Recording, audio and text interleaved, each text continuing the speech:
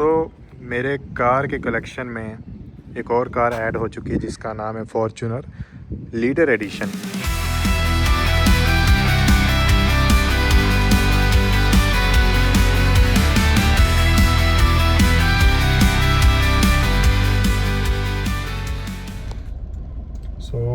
Hello everyone, मेरा नाम है अवनीश और मैं इस टाइम ड्राइव कर रहा हूँ Fortuner leader edition manual transmission.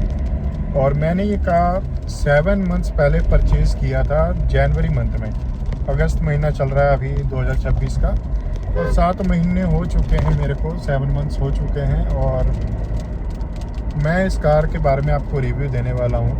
जो भी पॉइंट्स मेरे को इस कार में अच्छे लगते हैं और जो चीज़ें नहीं भी अच्छी लगती हैं, दोनों के बारे में मैं आपको बताऊंगा। और ये प्रॉपर एक मेरा ओनरशिप का रिव्यू है। बने रहिए इस वीडियो में। मैं आपको, अगर आप परचेज़ करने जा रहे हैं फॉर्च्यूनर लीडर एडिशन या फॉर्च्यूनर परचेज़ करने जा रहे हैं, लीजेंडर परचेज़ करने जा रहे हैं, सबसे रिलेटेड है। वेरिएंट्स में कुछ खास डिफरेंस नहीं है जो मैं आपको इस वीडियो में बताऊँगा अभी।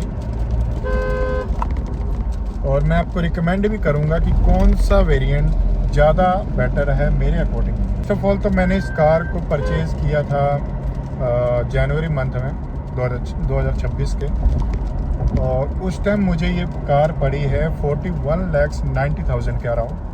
एंड जिसमें एक्चुअल में 42,30,000 का मेरे को दे रहे थे, बट इन्होंने मेरे को 40,000 का डिस्काउंट दिया उस टाइम। उसके ऊपर से मैंने इस कार में जो काम करवाया है वो है एक मैंने हॉर्न चेंज करवाया, आप सुन सकते हैं। एक्चुअल में मैंने ये इसलिए चेंज कराया कि अगर आप टोयोटा की कार चलाते हैं या जानते हैं तो आपको पता होगा हॉर्न उनका कैसा, मतलब I don't know why company ऐसा हॉर्न लगा रही है कि जो कि बाइक जैसा है। इतनी बड़ी कार्स है टोयोटा की, इनोवा है, लैंड क्रूज़र है एंड फॉर्च्यूनर है। मेरे को लैंड क्रूज़र का एक्चुअल में पता नहीं हॉर्न, शायद उसमें चेंज भी हो सकता है। बट अगर कंपनी टोयोटा फॉर्च्यूनर की अगर बात करें तो आप ऐसा हॉर्न क्यों लगा रहे हो कि जैसा बाइक जैसा साउंड करे यार। सेकंड थिंग जो मैंने इसमें चेंज करवाया वो था इसके रिम, जो कि ब्लैक कलर में आते हैं और मेरे को एक्चुअल में पसंद नहीं है, बिल्कुल भी पसंद नहीं है। मैंने सबसे पहले with in a week rim और टायर चेंज करवा दिए। मैंने इसके जो रिम डलवाए हैं वो है लीजेंडर के 20 इंच अलॉय। मैंने एक्चुअल में 4-5 और रिम्स ट्राई किए थे, 22 इंच के भी ट्राई किए थे, बट एक्चुअल में जो लीजेंडर के रिम है ना वही फॉर्च्यूनर के लिए बने हैं। मैं यही कहना चाहूँगा, जितने वो अच्छे लगते हैं उतना कोई भी रिम अच्छा नहीं लग रहा था इस पर। सो मैंने 20 इंच का लीजेंडर वाले रिम डलवाए हैं और योकोहामा के टायर्स डलवाए थे, जो कि मेरे को पुराने रिम और टायर दे के जो पड़ा 95,000 में मेरे को पड़ा।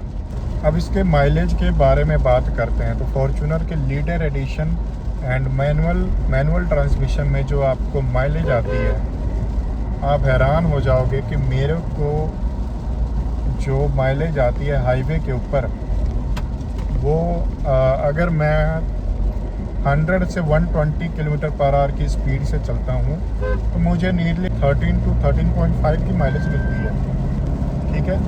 एंड बट अगर आप स्पीड कम रखेंगे 100 से 90 के अराउंड अगर आप स्पीड रखते हैं तो 15 to 16 मेरे को माइलेज यहाँ पर शो करता है, ठीक है।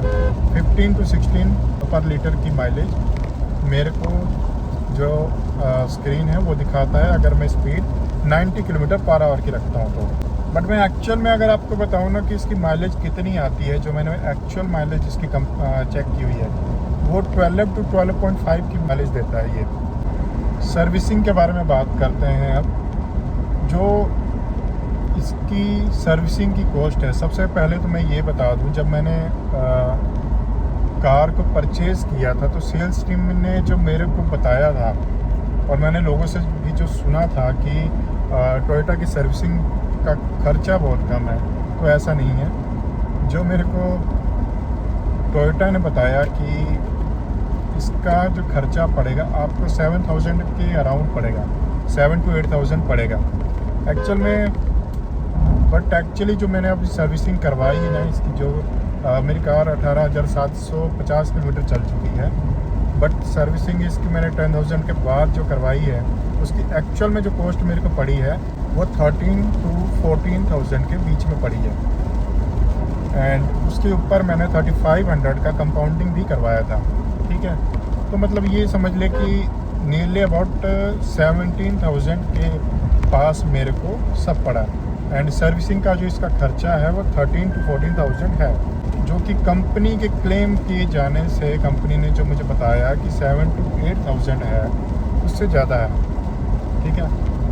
वैसे तो 13 to 14,000 भी कोई बहुत बड़ा नंबर नहीं है। अगर आप जानते होंगे कि आप कार अगर 50 लाख के अराउंड 40 to 50 लाख के अराउंड ले रहे हो तो इतना बड़ा कोई खर्चा नहीं है ये।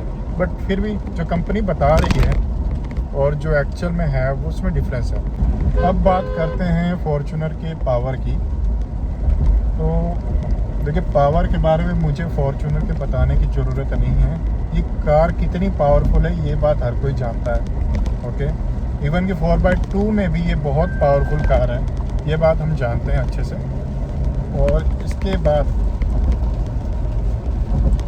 इसके पिकअप की बात करूं मैं, इसका पिकअप बहुत स्ट्रॉन्ग है। इवन कि इको मोड में भी बहुत स्ट्रॉन्ग है, और जब आप इसका स्पोर्ट्स मोड लगा देते हैं तब तो बहुत ही अच्छा पिकअप है इसका। पावर के मामले में एक्चुअल में इसका कंपैरिजन मैं नहीं करना चाहूँगा, ये बहुत अच्छा खासा पावरफुल कार है।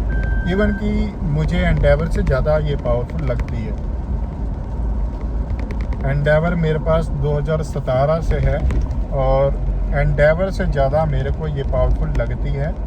मैक्सिमम स्पीड जो मैंने इसकी चलाई है 170 किलोमीटर पर आवर की स्पीड से, वो भी इको मोड में। मैंने स्पोर्ट्स मोड भी नहीं लगाया, इको मोड में चलाया है। 170 की स्पीड पर भी ना, मैं आपको बताऊं तो ये कार आपको ऐसा फील नहीं होने देती कि स्पीड इतनी ज़्यादा है। आपको लगेगा कि ये nearly about 100-120 kilometre per hour की स्पीड है। कोई हैंडल शेक नहीं करता है, कोई भी ऐसा कोई भी इशू नहीं आता है। अब मैं बात करता हूँ इस कार के बारे में, जो चीज़ें मेरे को अच्छी नहीं लगती। मैं सबसे पहले मैं आपको बताऊँ इसके हेडलाइट्स। इसके हेडलाइट्स की, ठीक है, रेस जो है वो दूर तक जाती है, ठीक है, लाइट्स इसकी दूर तक जाती हैं, बट उनमें पावर नहीं है, उनमें ब्राइटनेस नहीं है, इतनी ब्राइटनेस नहीं है, आपको क्लियरली विजिबल नहीं होता। तो आप एक बार इस चीज़ को ज़रूर एक बार देखिएगा अगर आप परचेज़ करने जा रहे हैं तो। सेकंड थिंग है कि मैनुअल। देखिए, मैंने जो एक्चुअल में बुक की थी तो वो थी फॉर्च्यूनर की ऑटोमेटिक 4x2 फॉर्च्यूनर ब्लैक में। बट एक्चुअल में एजेंसी वाले, टोयोटा की एजेंसी जहाँ से मैंने बुक की थी, उन्होंने कहा था कि मैक्सिमम आपका वेटिंग टाइम है 3 मंथ्स, और 2 मंथ्स के अंडर आपको कार दे देंगे। बट एक्चुअल में क्या हुआ, मैंने 3 महीने पूरे वेट किए और ये लोग कार मेरे को प्रोवाइड नहीं कर पाए। और इन्होंने कहा कि एक्चुअली मेरे को लगता है वो कार इन्होंने कहीं किसी और को दे दी। मेरे को कहा कि 3 मंथ्स और आपको वेट करना पड़ेगा। मेरे को यार पेशेंस एक्चुअल में मेरे को इतना नहीं है। देखिए, आप कोई भी कार बुक करते हैं ना, आपको पता होगा कि यार हम इतना वेट नहीं कर पाते हैं। 3 मंथ्स मैंने पहले ही वेट किया होता, मेरे को अब इतना वेट नहीं हो रहा था। मैं कहा आप बताइए जो भी है, कौन सी कार है आपके पास। तो इनके पास यही थी मैनुअल लीडर एडिशन। बट मैं आपको रिकमेंड करूँगा फॉर्च्यूनर अगर आप ले रहे हैं तो मैनुअल के तरफ बिल्कुल भी मत जाइए, टोटली बिल्कुल भी मत जाइए। मैं कोई रिकमेंड नहीं करूँगा। इवन कि मैं खुद इस कार को चेंज करने वाला हूँ, ओके। शायद मैं इसको सेल करके ऑटोमेटिक की तरफ जाऊँगा। मैनुअल में इश्यूज ये हैं कि मैंने थार भी रखी थी, वो भी मैनुअल थी।